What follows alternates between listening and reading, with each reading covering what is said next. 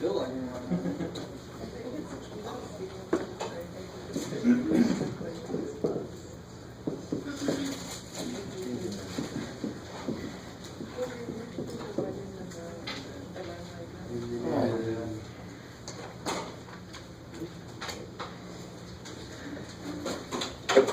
So we did a problem like this the other day. I want to make number 4 on what we just did. I really want you to see it's the same problem. How did we do this if I wanted to figure out the maximum profit? How do I know there's a maximum, first off? because it opens down. Because it opens down, right? I didn't mean more theoretically, why is there a maximum profit? Why can't you make infinite money? It was more algebraic, right? Because it opens down, there's going to be maximum. How would I find that maximum? You want to complete the square? Yes. Okay, you could, if I didn't say. Let's say I said use a shortcut. It's the weirdest thing, man. Students try shortcuts out when I don't want them to, and then I want you to. You're like, I don't like that. That's shit. Yeah, it's negative b over 2a. B is 40. A is negative 0.2. So it's 40 over 0.4, which becomes 40 over 4. 400 over 4, which is 100. Or just plug in the calculator. All right, so they would have to sell how many? 100, whatever it is, right, to make the maximum profit. And how would you figure out what the maximum profit is? Plug it back in. Right, I know what x is. I can plug it in. When I plug it into the profit function, amazingly enough, it tells me profit because that's what that does. That's its function. So on number 4, what you're doing on number 4, first off, it's a good idea to go ahead and draw a picture from what I tell you. On the little handout thing we just did, group work, when you're about to turn it. I'm asking you to find the max area. Why was this problem relatively easy? Look how quick that problem was. If I ask you to find the max profit, you would just throw 100 back in. But why was this one easy? True, I can use a shortcut, but I'm asking you to find the max profit, and what function do I have? I have the profit function. Hey, kick ass. I really want you to understand. So if you can create an area function, you could find its maximum and be done. You just have to make the function first. So if you guys made the function and you didn't know what you're trying to set it equal to 0, that would mean you have no rectangle if the area was 0, right? So you have empty space. No. See, it's no good. I need something there to talk about. So the area of this would be what? How do you get the area? 10x minus x squared. Good, you multiply these together. And thankfully when you do that, if you write better than me, you end up with what kind of a function?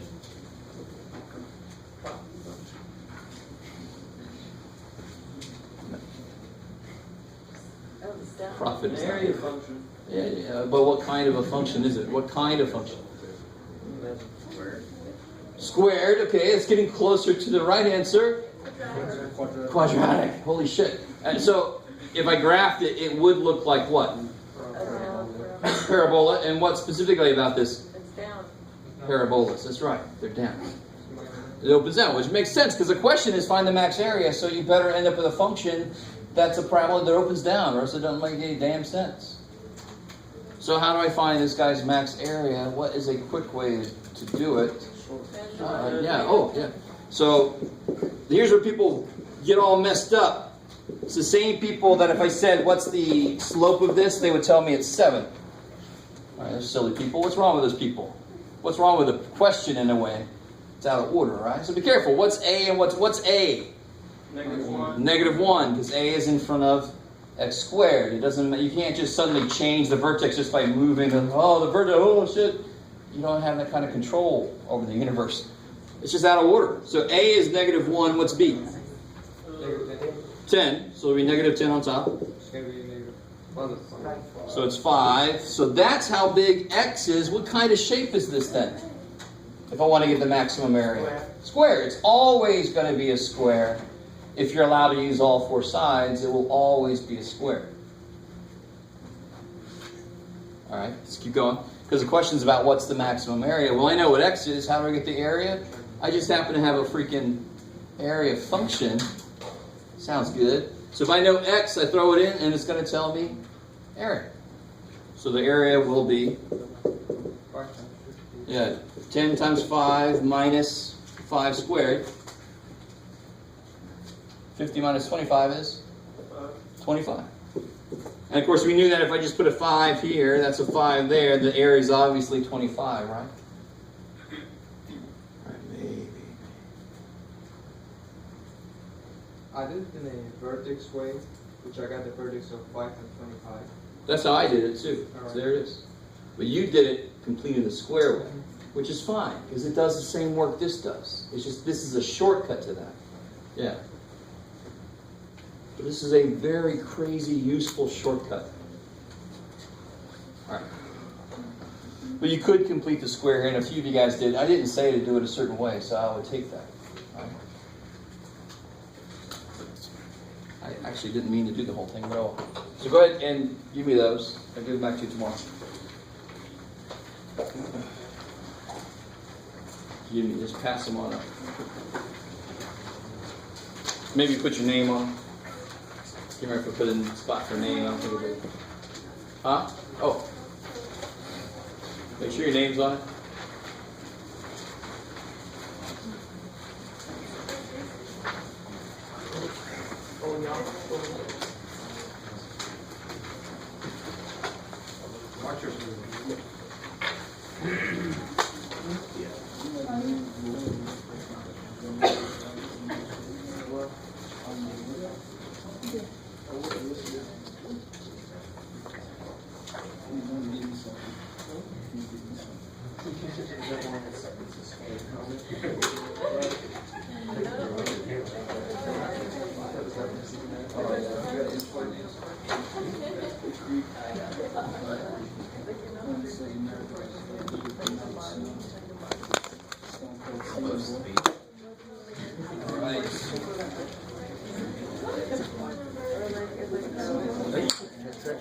Yep. Cool. Thank you. All right, is that everybody? Okay, so let's focus on some problems out of 13.8, because that number 4 on the group work is sort of headed in that direction. But look at this for a second. If I told you, let me show you how number 4 would really look, because number 4 was actually halfway done when I gave it to you. Number 4 would look like this. It'd say you have 10 feet of fencing to make a rectangular enclosure. How do you spell enclosure? For your pet chinchilla. I was going to say chupacabra. Your pet chupacabra. You know, they're cute. They're the next potbelly pit. Potbelly chupacabra. You have 10 feet of fencing to make a rectangular enclosure, and you want the maximum area. Believe it or not, that's the exact same problem I gave you in number 4. It's just some work's already been done. You want to make the maximum area so your chinchilla doesn't get angry. It's nothing worse than an angry chinchilla.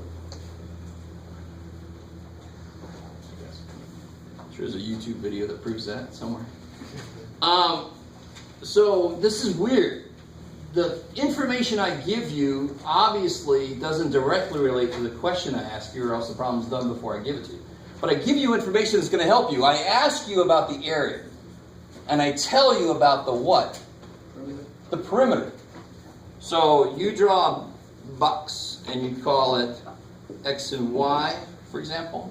So I ask you about the area. This is what I ask you about.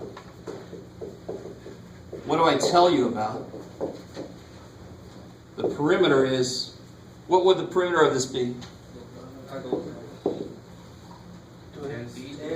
Good, I love it. Everybody's right. Perimeter is 10, and the formula for it would be 2x plus 2y, right? Oh, shoot. Let me back up. It should be 20. Let's make this better. I want to show you where this thing came from. So 20 feet. I give you a little bit more fencing because I realize the chinchilla is sort of, it's got claustrophobia, so you got to be careful. All right, you guys kind of with me on this? The information I gave you has its own equation, so you can set that up. The information I ask you about has its own equation also. But what sucks about this? It's got several variables in there. I can't do shit with that. But thankfully, I've got a whole other thing that from the information I gave you. Here's what I ask you. You write a formula for that. Here's what I tell you. You write a formula for that. Now, how do I use these together? What could I do? What could I do with this? I could solve this for... Yeah, let's solve it for y. So it more relates to what I gave you. You can solve it for who cares. But if I solve this for y, what method am I going to use? If I solve it for y, what am I going to do? I've got, how many equations up here do I have? 3. Not 3 really, because that's that, right? So I have 2 equations with how many variables? Don't worry about the a, I don't care about you. 2 variables. So I could either use elimination or substitution. Substitution makes more sense here. Because this is x times y. Holy shit, I don't know. So if I solve for y, I can plug it in. Some of you guys might have made the connection already. We're one step away from making it exactly what I gave you. If I solve this for y, what happens? Minus 2x. So you get 20 minus 2x equals 2y, and then I can divide by 2. So your y is 10 minus x. Now it's exactly what I told you, right? So what I gave you on that sheet was this situation set up for you halfway. What you're going to get in 13.8, for the most part, is this. And you have to set it up yourself. So to me, it's so much easier to look at it as they're going to have to tell you something. Write an equation for what they tell you. And they're going to have to ask you something. Write the equation for what they ask you. And then you use them together. So what can I do? This is what they asked me about. What can I do now with this, now that I know some more information? How can I rewrite this? Yeah, and that's what you guys did here, right? And what am I doing? So the rest of the problem would be this, right? We've already done it. You guys kind of with me? And you'll always get a square as an answer unless there's a side I can't use. So I had some pet that couldn't swim and I had a river in my backyard. Then I could do this. You'll see this kind of problem a lot. You have a river. You have this little thing that can't swim. In fact, it doesn't look like it's alive. It looks like a tick. Oh, dude. There. I got my well, I don't even know what it is. My pet rock. And so I only need 3 sides here, don't I? Because I can't swim. Now, if the river floods, I feel really bad. One of the guys that nowhere to go. He can't swim. Shit. But, oh well. I don't really think ahead. And let's say I still have 20 feet of fencing. The answer here is not going to be a square. The answer will not be a square. Well, let's see what the answer is going to be. It's still the same question, except I got a river on one side of it, right? Or it could be my house on one side. That would have been a little less evil for the chinchilla. So what's true? Label my picture. What do I got here? How many sides do I have that I got to make? 3. What am I going to call them? I don't care. A, B, C. No, what's nice, I'll tell you this, is that these are the same size. So I can call these X, and then this will be Y. I love it. So what does 20 equal now? 2x plus y. Yes, I've got 2 X's and only 1 Y. I'm missing the other side, right? So it'll be 2X plus Y. And the area is still going to be what? X times Y. So you still do the same thing, but you see how the answer's not going to come out the same because now I only have 1 Y. So how do I do? What's the next step? Yeah, beautiful. Solve what they give me information, so solve it for 1 variable, plug it in here, and then I can do the quadratic. So what's got to happen for us is it's got to come out to be a parabola. It's got to come out to be an x squared and then some other stuff, right? Because if it's anything else, that's calculus. We can't do this shit unless we could do it in the calculator. Okay, maybe. So if I solve this for y, what do I get? 20 minus 2x. And then I can plug that in there. So then I get area is, let me just put it in order here. Negative 2x squared plus 20x. How do I get the vertex? No? Negative b over 2. Yeah. Negative b over 2a. B is 20. A is negative 2. What's 20 divided by 4? 5. So I get x is 5. What's y going to be then? 20 minus twice 5. 20 minus 10? 10 feet. Interesting. So if I had all 4 sides, then that would be 5, that would be 5, that would be 5, that would be 5. If I take that away, then the 5 that would have gone here goes there. It's kind of neat. Maybe right now just for me, but that's all I need, really. As long as you understand how to set the problem up. So I like it. I try to stress to you, if they give you a rectangle and they ask you the max area, the answer is always going to be a square. But don't just give me every answer is a square, because if you're missing a side, or if you have more than 4 sides, then the answer is not going to be a square. All right, so watch this. You guys try this. So I got my chinchilla. I'm going to put my chinchilla in this little area. I'm going to put my orc, put it there, and my all my failed students are going to put there, and feed them one by one to the orc. All right. But the main idea here is I got 3 kind of areas.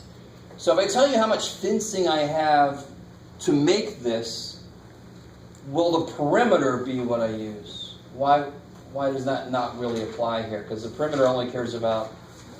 And if I only do that, then the orc is going to eat all my students and the chinchilla.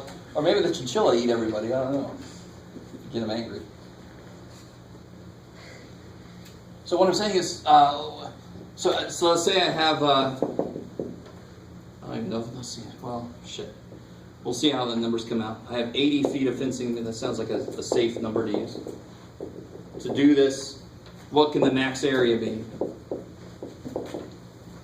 The total max area, right? So you start to label your picture. So what do I have to call? What can you call X? Give me an example. So we got the width and the length here, right? So what do you want to call this? X. It's crazy. So what's this? X. So we're going to assume it's all right angles. We're going to assume that Jeff actually can build things at right angles. It might be a big assumption, but so these are all X, right? And what is this whole thing? Good. All right. So what is this related to? They tell me what? What's the equation that relates to 80? It won't be exactly perimeter because I have to include the inside. So it's not really perimeter, but it's almost the same. I just have to add all the sides, including the insides, right? So it'll be 4x, 2y's. That's all. 4 x's, 4 x sides, and 2 y sides. I want to use all my fencing. I think sometimes I remember to say that. Some students are kind of like, well, you don't use 10 of it so that it works out. No. I'm going to use all the fencing, so that has to equal 80. So far, it looks like I picked good numbers. And what do I ask you? Area, and of course the area would be what? X1. In case, I don't know if I said, one semester I had a carpenter, a student who was a carpenter, and we were doing a problem where I said I had a piece of wood that was 15 inches long, and I cut it, not in half, I just cut it somewhere, and this piece is 3 times as long as it, whatever. You with me? That kind of problem?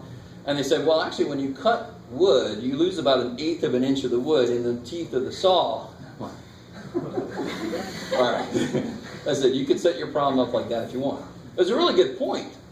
So I said, we use a laser to cut it. But in math, we start at an idealized place. There's no friction in physics at first, when you first learn physics. There's no wood coming off of the teeth of the saw. When I'm doing this, I'm ignoring the width of these. I'm just taking the whole area to be everything. I don't have to subtract the width of those. You kind of with me in case anybody was possibly even thinking about that? You guys like, I don't try to make the problems harder, Jeff. Good. You with me? And what math does then is if you get further in math, you start to learn math that's corrections to that. Oh, there is friction. Oh, shit. Right? If we fall from the sky, there's a terminal velocity because thankfully it's pushing up against us. There'll be a velocity that will stop accelerating. Thank God we still die. Well, ant, why does it live if you drop it? Because its terminal velocity is relatively low, so it can actually survive. Enough of that. Ant-Man, that should be good. So, they tell me 80 feet. So I figured out the equation that relates to that. They ask me area. Okay, that equation was easy. And then I can do what? Sorry. What's they ask you the area of one? Oh, cool. Well, in that case, I might have called my variables different. I might have called this y, and then this whole side would have been 3y. So if the question would have been more related to just one piece of that, then I would have labeled it differently. But this was actually just about the area of the whole thing, so that's why I can call this whole side y. And I can just take a third of it for this guy or whatever, right? Okay. Now, you can do that way either. So, what's the next step now? Subtract -2. Yeah, solve this. -4, that's -4. Yeah, it'd be better to solve for y, because if I try to solve for x, I'm going to get fractions, right? So if I solve this for y, subtract 4x, divide by 2, so I get -2x plus 40. Is that cool? Subtract 4x, divide by 2. And then what can I do with that? I think I said I was going to let you guys do this, and we're just doing it. What can I do with this? Just substitute. Yeah, plug it into the other dude. Use what they tell you in what they ask you. So you end up with an equation that only has one variable because I know what to do with that. So the area function is x times that. That's y.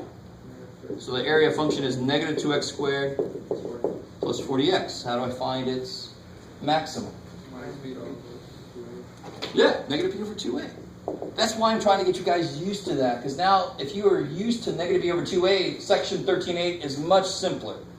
There's no reason to complete the square, and sometimes you don't want to complete the square. So I'm trying to get you guys used to this -b over 2a. It's relatively simple. -b over twice a, 40 over 4 is 10. So x would be 10 feet all the way across, blah, blah, blah, blah. So how about y? Y would be -20 plus 40. Y is 20 feet. Right? So you can handle anything I throw at you, any shape I throw at you. If I threw a triangle at you, the area formula would be a little different, right? It would be 1/2 based on type. But it's the same basic idea. You just use the right formulas for what you're working with. That's the only pieces that change. Now this is interesting. What total amount of fencing did I use in the up-down direction? 40 feet. What total did I use in the left-right direction? Interesting. So it's not a square, but in some sense it actually still is. That all is just an aside observation. You don't have to know that, but it's kind of interesting. Okay, maybe. Let's try some more out from 13.8 because I know 13.8 is going to give us some trouble.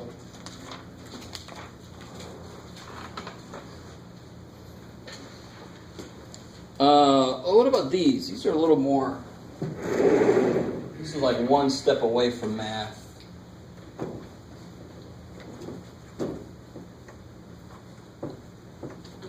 So what am I talking about? I'm talking about this.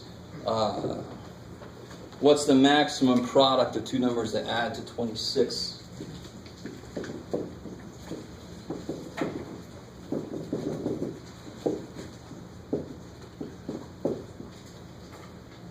So they still tell me something and they ask me something. This works almost always for these what are called optimization problems. And they're called optimization because we're trying to normally maximum profit, maximum area, minimum cost, that kind of thing. Minimum energy maybe, right? So what is it that they tell me and what's the formula that goes with it? Numbers equals 26. Yeah. Two numbers add to 26. So how do I write that? X plus 1 equals 2. That kicks ass. And you can use your favorite Russian letters if you want to. Whatever. Doesn't matter. But normally people use X and Y. And what do they ask me? What's the product?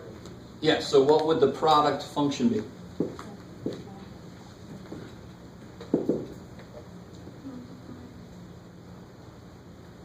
What are the two numbers? So what's it look like when you make a product out of them? X times X. Yeah. Some of you guys might realize this is actually just another way to say the same kind of problem we did, because the area is a product function, right? But you see how I use this is a product function. It's a now I almost wrote this, but let me go ahead and write this. You would write this like this. Do you see? Because this function has how many variables in it? So it's a product of x and y. That's what the function does, right? So this here I could have called it the area of x, y. It's a function of two variables. But that's not really that important, so I didn't want to freak us out. So this is what they ask me about. Here's what they tell me about. And if I do enough of this, you start to get bored, which is good. Some of you guys are there already. You're just overachievers. But you realize how the rhythm of this goes. They tell me something, they ask me something. I use what they tell me and what they ask me. So what do I do now? Solve for your favorite letter. Let's solve for x this time. X would be 26 minus y, or negative y plus 26. Plug that in. Use substitution, right? X, got it. X is 26 minus y, so I get the product function. Now I can write it like this. The product function of y is 26y minus y squared. There it is. And what do I do with that? Is that a function we can handle? Yes, because the power doesn't go beyond 2, right? If there was a cube in there, it would have to be a calculator problem. There really would be no other way for us to do it at this level. Calculus, that's an easy problem. After you learn all this weird ass shit, then it's an easy problem. So how do I find this guy's max, his vertex? Well, let's see. I gotta be careful here. Normally it's x equal negative b over 2a. What's my variable though? Y. So negative b over 2a is always correct. You just got to be careful about what variable you're working with, right? So it's not defined to be x. It's defined to be, the variable is negative b over 2a. B is what? 26 is b, because that's in front of y. A is in front of y squared. 13. So what's x? 15. If y is 13, x has got to be 13. Which relates to what geometrically that we just talked about a second ago? Square. It's a square, right? So don't get too excited. If you see a problem like this, you can't just put the answer down because you know it's going to. I want you to do the work and show me, prove it to me. Now watch this. What is the product? If I got 13 and 13, what's the product? 169. Give me any two numbers, other numbers that add to be 26. 20 and 6. It's crazy. If it's 20 and 6, what's the product? 120. How does it relate to that product? Smaller, right? If I get something really close to this, what about 12.9 and 13.1? Somebody help me out. What's 12.9 times 13? Do you guys sort of see what I'm doing here? This is supposed to be the two numbers that make the product the biggest. All right. Okay, let me check that out. Let me pick numbers that are close to that stupid thing. Every other number is supposed to go down from it. That's how it's going to look geometrically. So it's going to look graphically, right? So if I pick something really close to these two numbers, the product should come out to be smaller. Does anybody help me? 168.99. Look at that.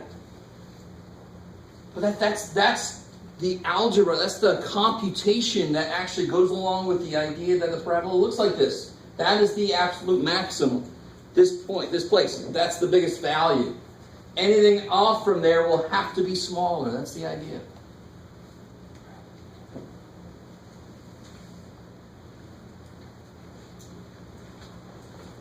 And if you go really extreme, what else adds to be 26? 26 and 0 adds to be 26. Well, what's the product? 0. And of course, if you go negative, then the product can be negative, even worse. Right? Okay. Maybe. Because math is more than just multiplying and adding. It's nice when you understand what the hell it means.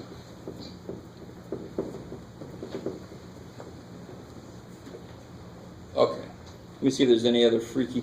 I'm leaving number 15. I'm pretty sure I assigned number 15. That's the one I expect. If I don't get questions on it, it tells me nobody's doing it. So now you know to at least ask me that, so it looks like people are doing it. I tried it, Mr. Waller. We'll see. I'll let you guys try it out. All right. So I want to get a little bit into 14. I'm going to let us out early today. Let's see. I'm going to do a decent chunk of 14.1,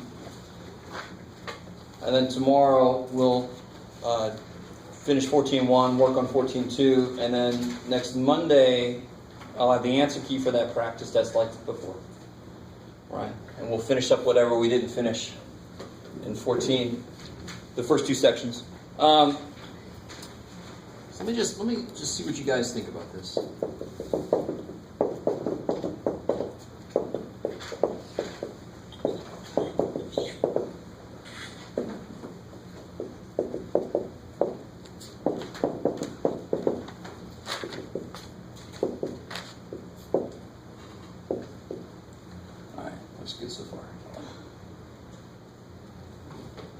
So if I ask you a few questions here, let's start off easy.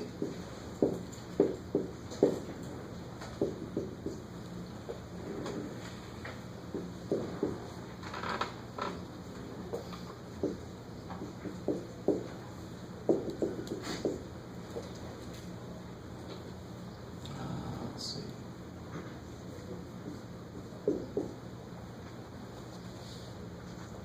Let me stop there. So we get a little freaky there at the end.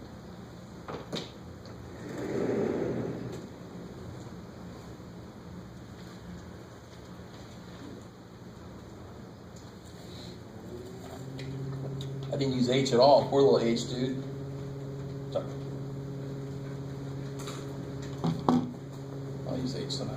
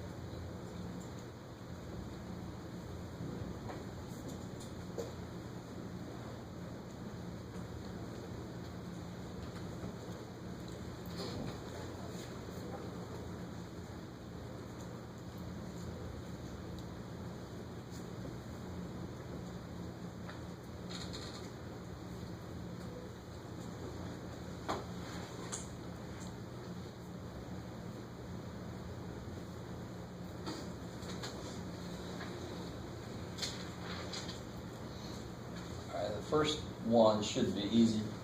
Second one should be easy too. Third one, I think we might have some people not sure what to do with that. So let's see. How do you do g of -5?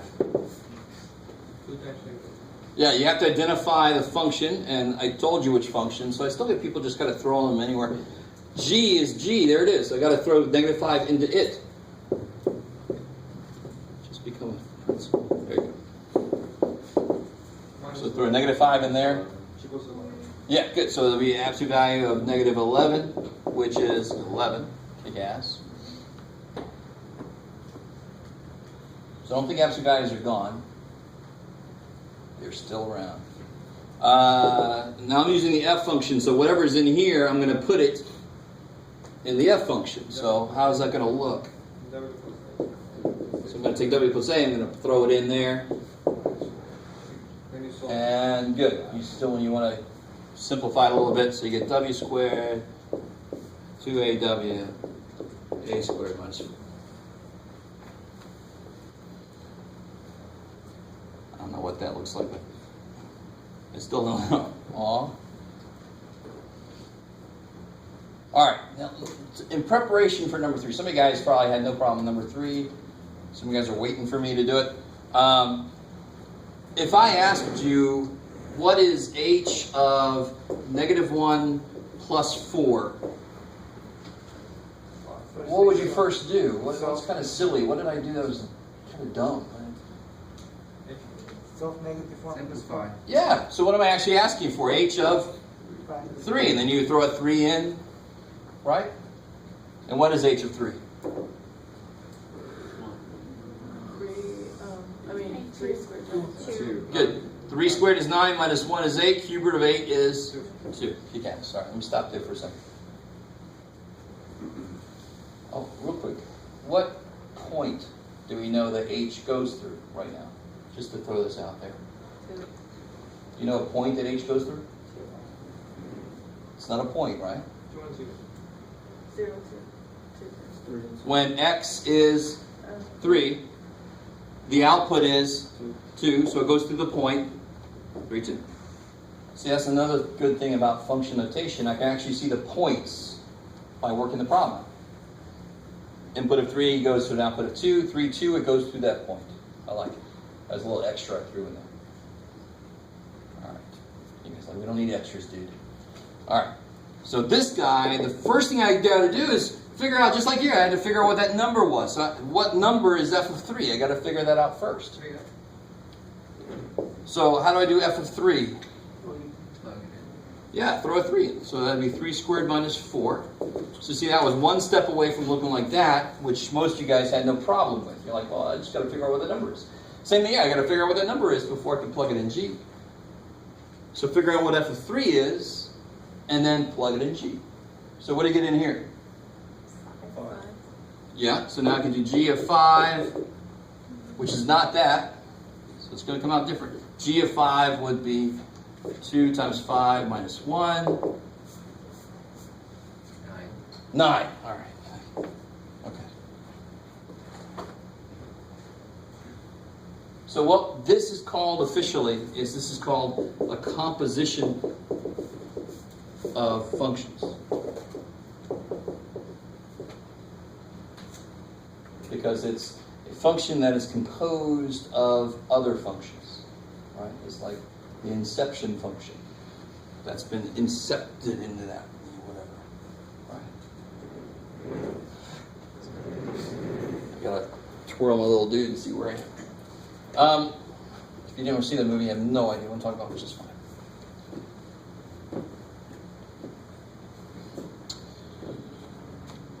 So, one step further with this. So, still using the same functions. What about this here?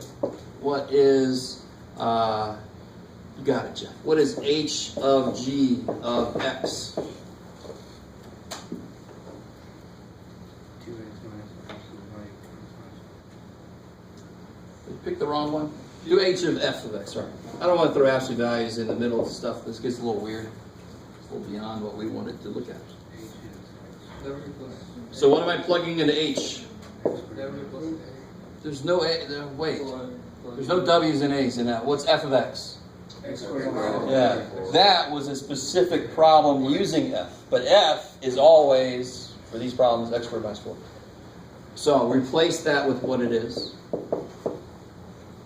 Now this is where I get people, what did this person think that this meant? The person that does this.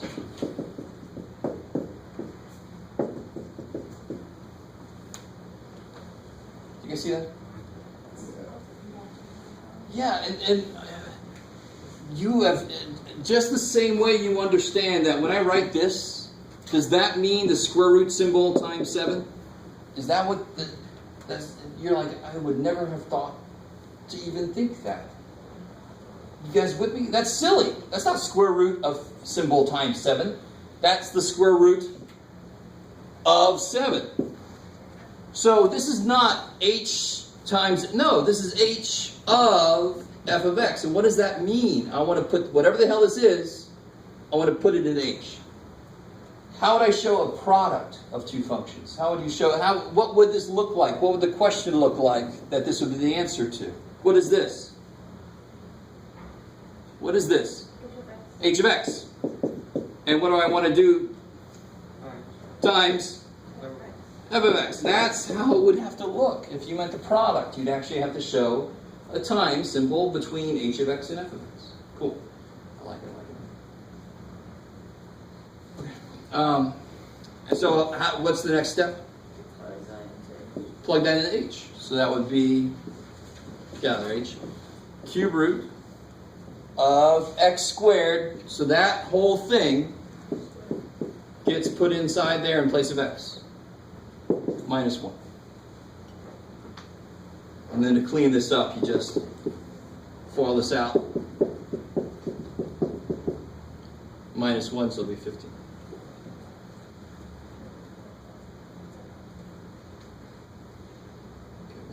You guys get the idea. So this is actually nothing new, really. We've done this before with functions. I kind of pushed you earlier with functions just so you'd be more ready for this.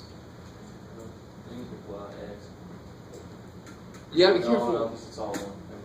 Because it's not in here. It's got to be a factor of the inside to come out, right? So everybody would have to have x cubed. Yeah. Okay, cool. I think most of you guys are just like, how much more is he going to say? Why doesn't this let us? Too damn bad. All right. So let me get your one last thing here. Get your thoughts on this here. What would you say?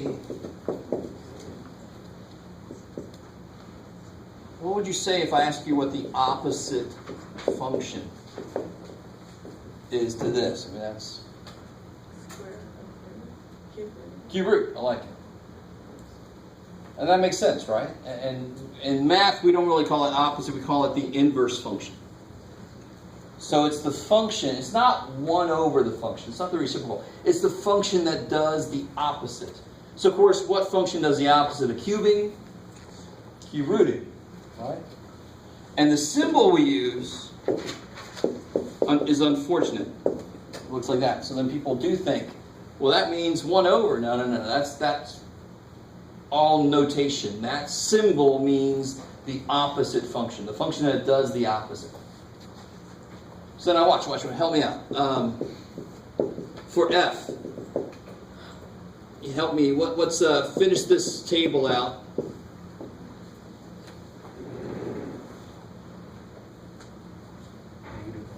So negative 1, yeah. Negative 1 cubed is negative 1, 0 cubed is 0, 1 cubed is 1, 2 cubed is 8.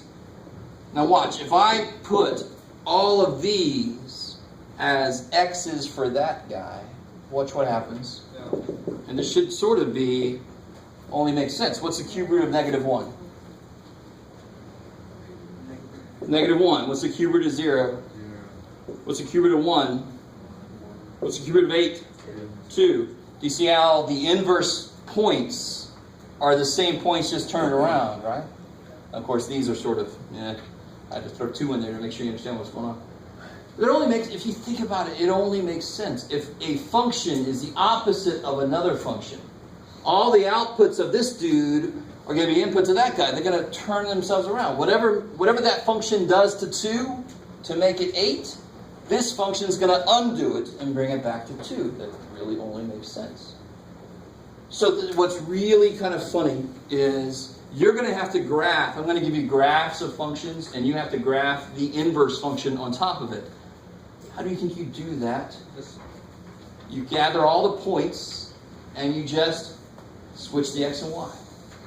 I'm going to also give you a function maybe like the fifth root of 2x minus 1 plus 7. I'm going to say find the inverse function algebraically. The beautiful thing is, graphically I just switch the x and y. Algebraically I just switch the x and y. And then I solve for y. It's kind of cool. So the idea of switching the x and y, the output of one is the input of the other. That's what inverse functions should do. Right? Carries through both graphically and algebraically. They both do the same thing. It's awesome if you let it be. Alright. This is all, by the way, in 14.1. What is the inverse function of f of x? So, alright. And then we'll head out.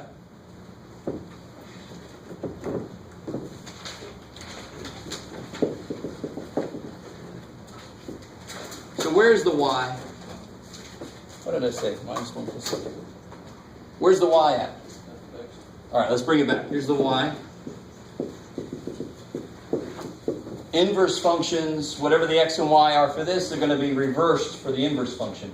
So I do something a little weird. I've done this ever since, I don't know, I don't think my teacher does. But I just have a problem. If you don't do it, I don't care.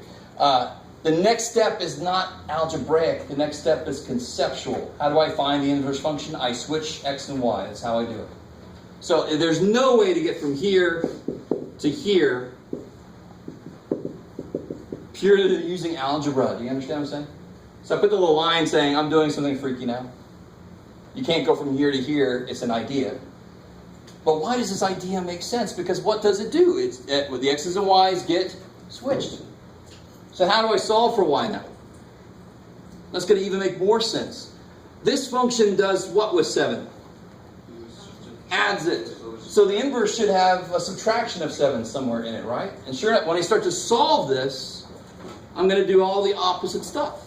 So how do I solve for y? The first thing I do is subtract 7. What's the next thing I want to do to get y by itself? Careful. Raise it to the fifth power. Everything else that you want to do is stuck inside. So the first thing you got to do is break down this wall, right? Mr. Gorge. Sorry. Tear down that wall. So the fifth power, so you kill the fifth root. Please, dear God, do not foil this out. You don't have to. Don't do it. There's no usefulness to that. Good Lord. All right. I'm going to say that a few more times because it really takes time away in the test. Don't do that. It's like eighth power. Screw that. Over here, I have what? Yeah, because the root died with the power. Not yet. Add 1. And then divide by 2, right? Is that cool? That's that. I can now call that. What symbol can I use? Good, the inverse symbol. I can now call that f inverse of x is this. So what does this function do first? Doubles it. What does this function do last? Divides by 2. So not only are the functions it does inverse, but also the order they're in is inverse, and that's why it is the inverse freaking function, is the technical name. All right, that's plenty. I'll let us out decently early today. So I'll have that quiz graded for you tomorrow. I won't have the answer key for the practice test until Monday, but I wanted to get it to you early.